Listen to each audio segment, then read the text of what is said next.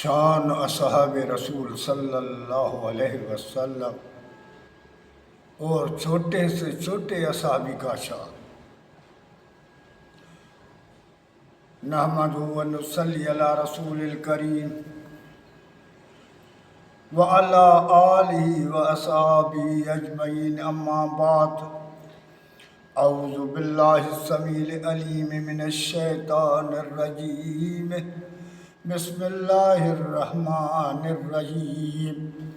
والسابقون الاولون من المہاجرین والانصار والذین اتبعوہم بإحسان رضی اللہ عنہم ورضوا عنہ، اعد لهم جنات تجری تحتها الانہار خالدین فیہا ابدا، ذالک الفوز العظیم۔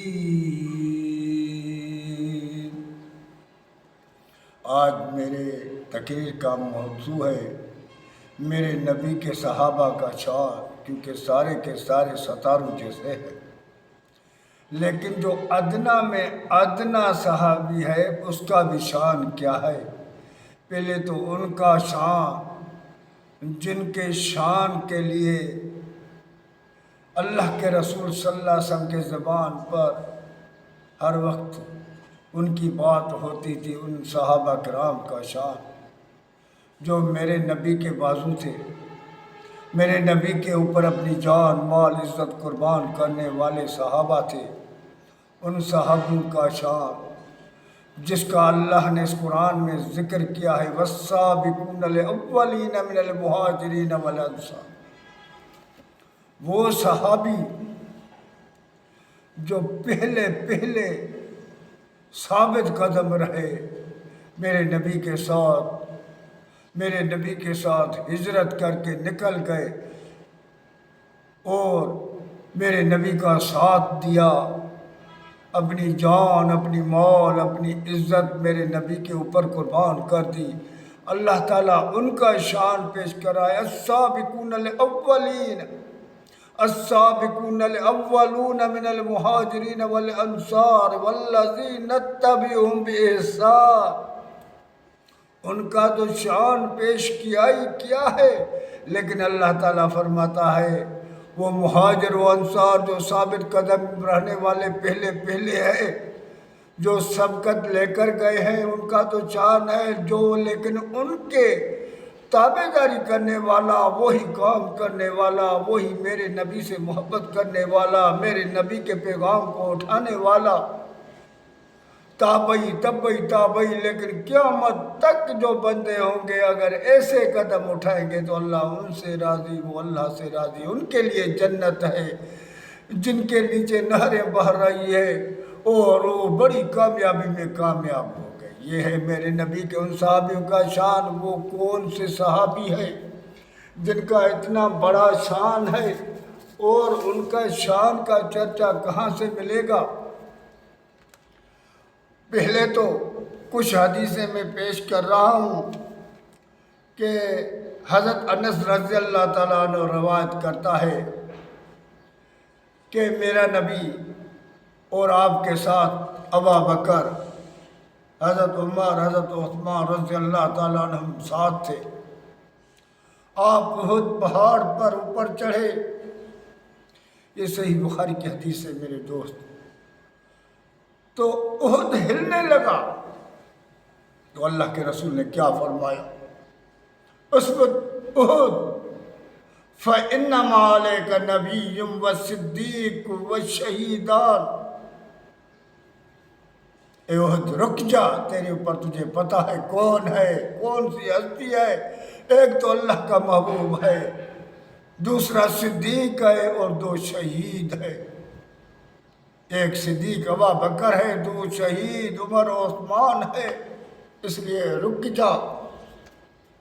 اس کے بعد بہت ساری حدیثیں ہیں، لیکن اب میں ایک حدیث حضرت علی رضی اللہ تعالیٰ عنہ سے پیش کر رہا ہوں، 2-3 حدیثیں اس کے باب میں پیش کر رہا ہوں کہ حضرت علی رضی اللہ تعالیٰ عنہ اس باب میں کیا فرماتا ہے۔ تو حضرت علی رضی اللہ تعالیٰ عنہ نے فرمایا میں اللہ کے رسول صلی اللہ علیہ وسلم کے پاس بیٹھا ہوا تھا تو دو بندے گزرے. اللہ کے رسول صلی اللہ علیہ وسلم مجھ سے مخاطب ہو کر کہا علی حاضان رجلان یہ دو مرد رجلان کا ہے دو مرد دیکھ رہے ہو حاضان رجلان سیدان کہول اہل الجنت اولین والآخرین الانبیاء والمرسلین. یہ جو دو جوان جا رہے ہیں نا یہ جنت کے ان بندوں کے سردار ہیں جو بیچ والی عمر میں فوت ہو گئے. یعنی جو بیچ والی عمر کے آدم علیہ السلام سے لے کر قیامت کر جو بیچ عمر کے بندے فوت ہو گئے اس دنیا سے ان ساروں کے سردار ہیں. الانبیاء والمرسلین لیکن انبیاء اور مرسلین کے سوا باقی آدم سے لے کر قیامت تک جو بھی بندے ہیں ان کے سردار ہیں. لیکن بات نہیں بتانا. حضرت علی رضی اللہ تعالیٰ عنہ فرماتا ہے میں چپ رہا. لیکن اس وقت جب منافقوں اور خواجوں نے اس کے باب میں بکواس کرنے لگے کفر کرنے والے جو بندے تھے اس کے باب میں بولنے لگے تو مجھ سے رہا نہیں گیا.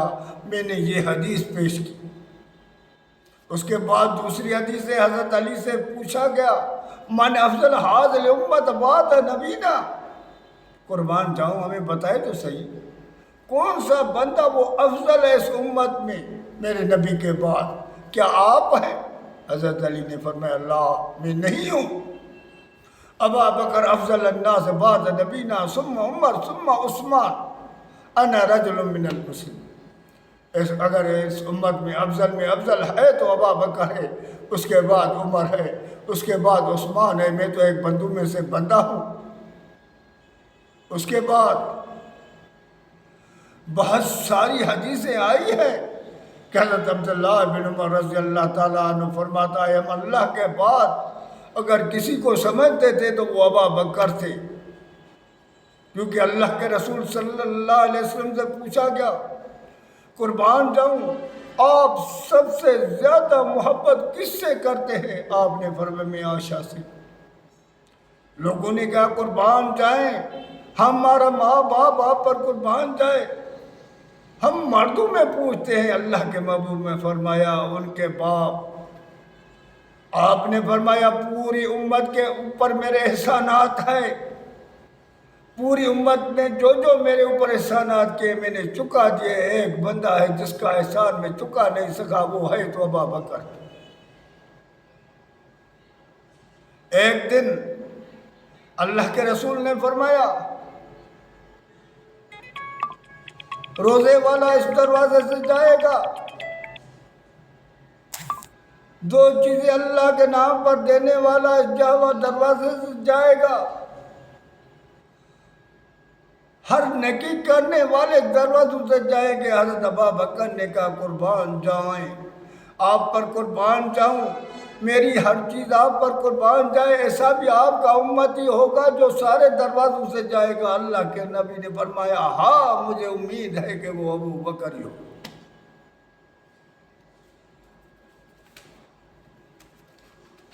حضرت علی رضی اللہ تعالیٰ عنہ سے دوسری حدیث ہے وہ بھی بخاری ہے صحیح مسلم کی حدیث ہے. ابن عباس رضی اللہ تعالیٰ عنہ فرماتا ہے جب حضرت عمر رضی اللہ تعالیٰ عنہ کی وفات ہو گئی میں اس جنازے میں تھا اور اس دعا میں موجود تھا. ان دعا کرنے والوں کے ساتھ شامل تھا تو پیچھے سے آ کر میرے اوپر کندھے پہ اوپر ایک نے ہاتھ رکھا اور کہنے لگا اللہ اس کے اپنی منزل تک پہنچائے اور مجھے امید ہے کہ یہ اپنے دونوں ساتھیوں سے جا کر ملے گا. اللہ اس کی مغفرت عطا فرمائے. کیونکہ میں نے اللہ کے رسول صلی اللہ علیہ وسلم سے سنا وہ کہتا تھا میں آیا ابا بکر آیا عمر آیا میں گیا ابا بکر عمر گیا میں نکلا ابا بکر عمر نکلا میں چلا ابا بکر عمر چلا. ہر وقت حالانکہ وہ موجود بھی نہیں ہوتے تھے، پھر بھی اللہ کا رسول صلی اللہ علیہ وسلم کا. اس لیے میں نے حضرت ابن عباس رضی اللہ تعالیٰ عنہ نے کہا کہ میں کہ نے مڑ کر دیکھا تو وہ کوئی اور نہیں، حضرت علی رضی اللہ تعالیٰ عنہ. یہ مشکات کی حدیث ہے، یہ بخاری مسلم کی حدیث ہے، حدیث نمبر 6057. اس کے بعد بہت ساری ان باب میں حدیثیں ہیں، اتنی حدیثیں ہیں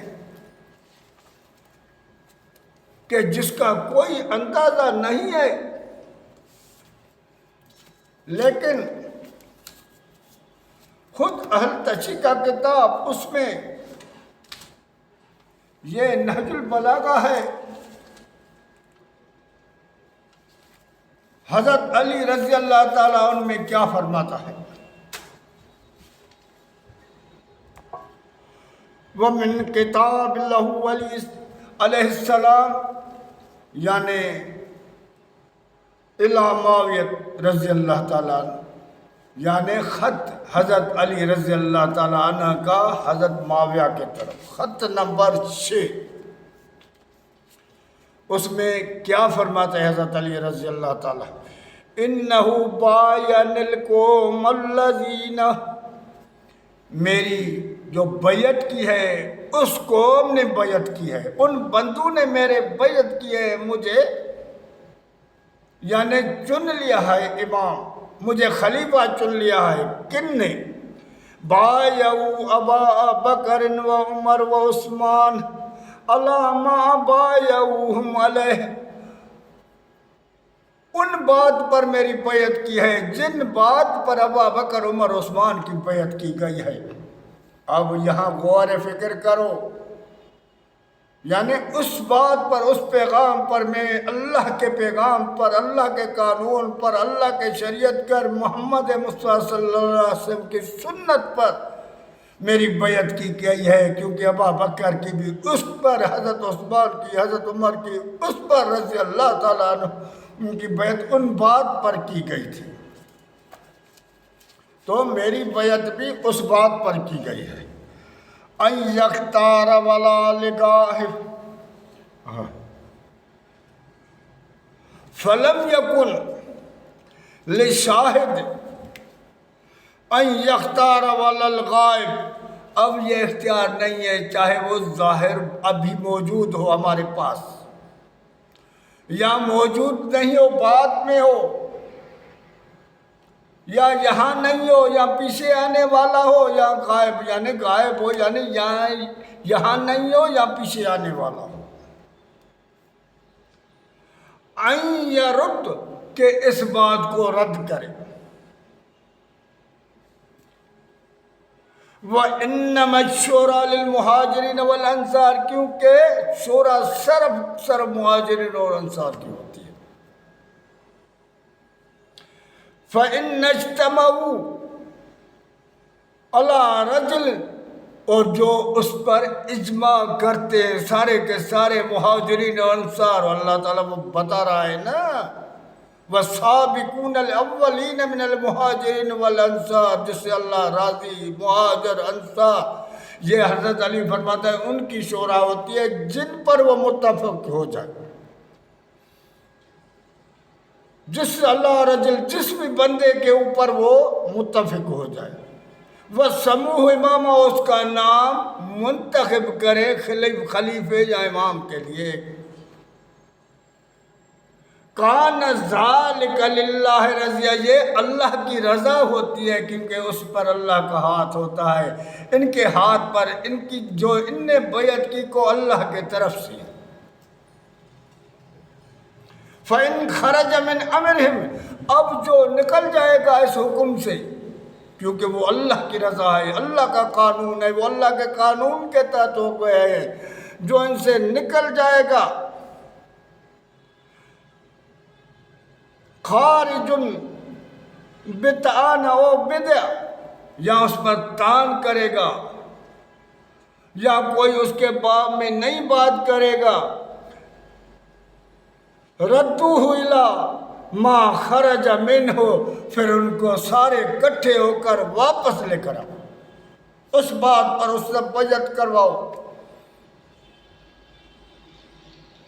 ان بات پر،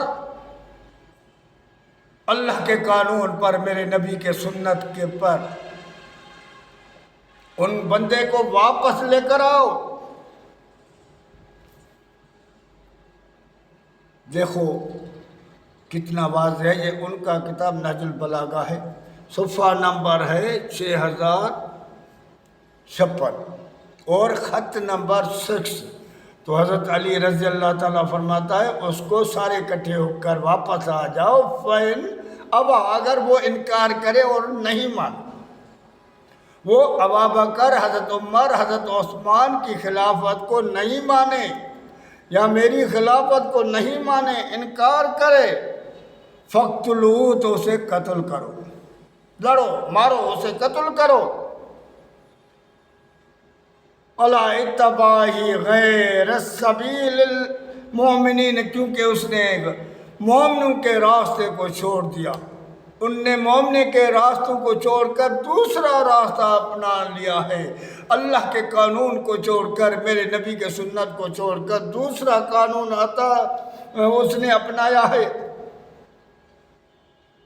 وَوَاللَّهُ اللَّهُ مَا تَوَلَّى، اور اللہ تعالیٰ اس کو وہاں ہی بھٹکا دے گا، اس راستے پر جہاں وہ چل رہا ہے، جو ان کے خلافت کو، ان کے مومن ہونے پر شک کرتا ہے، ان کے مومن ہونے میں ان کو شک ہے، کیونکہ یہ مومنوں کا راستہ ہے، اللہ تعالیٰ ان کو اس راستے میں، اس وادی میں گھماتا رہے گا اور وہاں بھٹکاتا رہے گا۔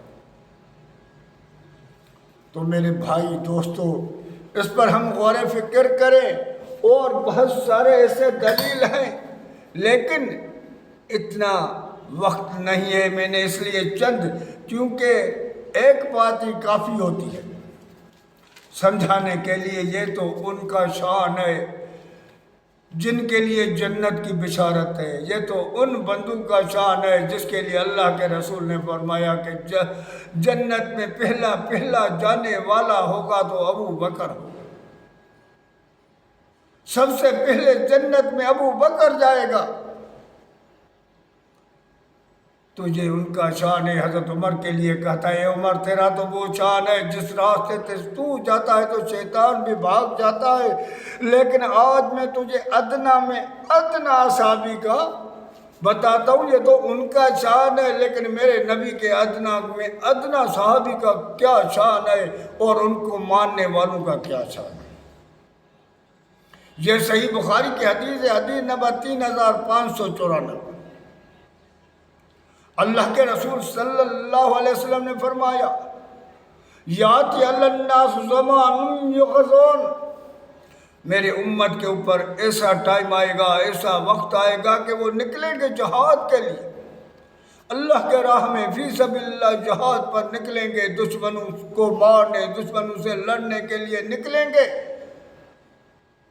فَيُقَالُ لَهُمْ فِيكُمْ مَنْ صَحِبَ رَسُولَ اللَّهِ صلی اللہ علیہ وسلم، پھر ان سے کہا جائے گا تم میں سے کوئی ایسا بندہ ہے جس نے آپ کے نبی صلی اللہ علیہ وسلم کی صحبت حاصل کی ہو، یعنی صحابہ رسول تم میں موجود ہے؟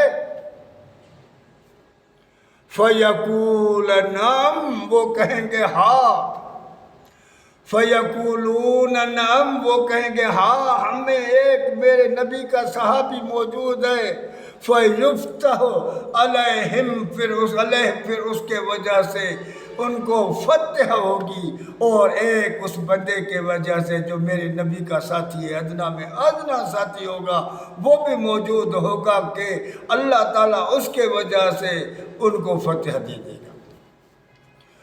ثم یغزون، پھر دوسرا ٹولہ نکلے گا جہاد کے لیے، اللہ کے راہ میں نکلے گا، وہ بھی دشمنوں کے خلاف قتال کرے گا، نکلے گا، باہر نکلے گا، جب لشکر سامنے ہوں گے تو دشمنوں سے پوچھے گے، فیقال، اس سے پوچھا جائے گا، حل فیکم من صحب رسول اللہ صلی اللہ علیہ وسلم، کیا تم میں ایسا بھی موجود ہے جو میرے نبی کے صحبت میں آنے والے صحابیوں کے صحبت میں تھا؟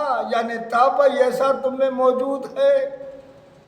اب یہ ان کا چاند، صحابہ کا تو چاند بڑا ہے، لیکن ان کے صحبت حاصل کرنے والے کا چاند سن لو میرے بھائی۔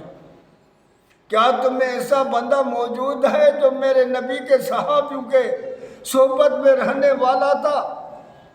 فَيَقُولُونَ نعم، ہو وہ کہیں گے ہاں ہم میں ایسا بندہ موجود ہے۔ فَيُفْتَحْ لَهُمْ، پھر ان کو فتح ہو جائے گی ان کے وجہ سے۔ یہ ہے میرے نبی کے ادنا میں ادنا صحابی کا شان، اور ان سے صحبت کرنے والوں کا شان، اس سے محبت کرنے والوں کا شان۔ تو ہم اندازہ کریں، ہم نبی کے شان میں، نبی کے صحابہ کے شان میں، نبی کے دوستوں کے شان میں، نبی کے اہل بیت کے شان میں، نبی کے گھرانے کے بات میں کبھی بھی کوئی بات نہیں کرے، کہیں ہمارے اوپر بربادی اور ضلالت نہ ٹھوک دی جائے اور ہمیں کوئی موقع بھی نہیں ملے اگر ہم ان کے باب میں ذرا بھی، جن کے لیے قرآن کی نص کری ہے، جن کے لیے فرمان محمد صلی اللہ علیہ وسلم کی نص کری ہے، جس کے لیے صالحین کی نص کری ہے، جس کے لیے اہل بیت کی نص کری ہے، ان کے لیے ہم ذرا سا بھی گمان کریں گے تو ہمارا ایمان تو جائے گا ہی جائے گا، لیکن دنیا میں بھی رسوائی اور ضلالت اٹھانی پڑے گی تو آخرت میں بھی۔ تو میرے بھائی ہم سوچیں، ہم اندازہ کریں، اللہ تعالیٰ فرماتا ہے تلک امت قد خلت لها ما کسبت ولکم ما کسبتم ولا تسألون عما كانوا يعملون۔ آپ سے ان کے باب میں نہیں پوچھا جائے گا کہ ان نے کیا نہیں کیا، آپ سے صرف آپ کے باب میں پوچھا جائے گا کہ تم کیا کر رہے۔ آج ہم کون ہیں؟ ہم اپنے پر نظر کریں، اپنے غریبان پر نظر کریں کہ بدترین میں بدترین دنیا کے لوگ ہم ہیں، پھر بھی ان پر طنز نہیں کریں تو پھر ہمارا کیا حشر ہوگا؟ اندازہ آپ لگائے